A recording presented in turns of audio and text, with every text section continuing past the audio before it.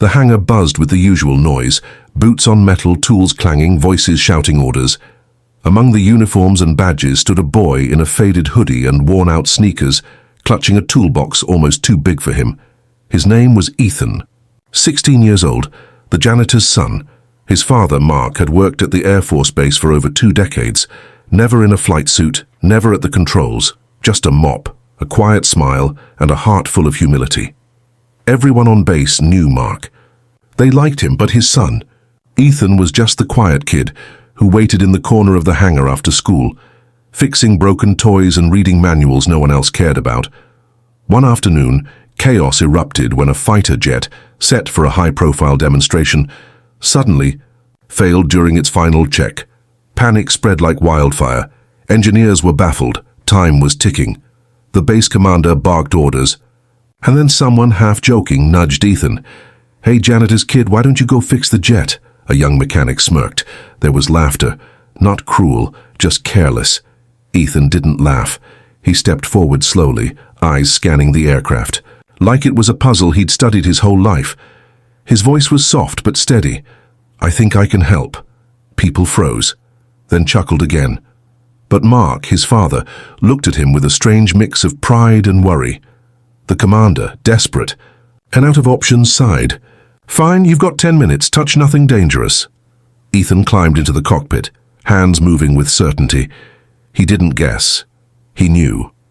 Months of watching from the shadows, reading technical manuals in secret, asking quiet questions, absorbing every detail.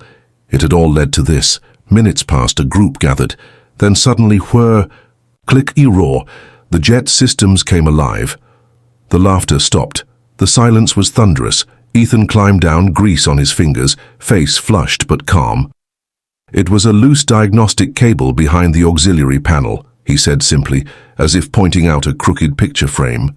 The commander blinked. "How did you know that?" "I read the internal schematics last month. Thought it might cause an issue someday." People stared. The same people who had dismissed him. News spread fast, first around the base, then beyond. A boy with no formal training had just done what seasoned engineers couldn't. But the story wasn't about genius alone.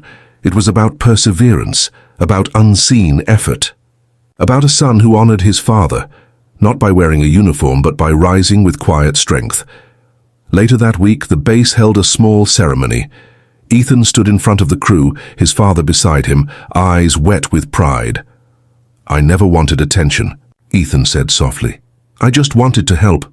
My dad taught me that fixing what's broken isn't always about tools. Sometimes it's about care, about seeing value where others don't." His words echoed deeper than anyone expected. Ethan didn't ask for a scholarship, though many were offered. He didn't post his story online, though the world wanted to hear it. What he did ask for, humbly, was the chance to keep learning, to help more. And that's what kindness looks like. Quiet, consistent, and powerful. Because sometimes the smallest hands hold the greatest answers. And the boy no one noticed becomes the reminder we all need, that greatness doesn't always wear a uniform. Sometimes it carries a mop, watches from the shadows, and waits for the moment to shine, not for glory, but simply to do what's right.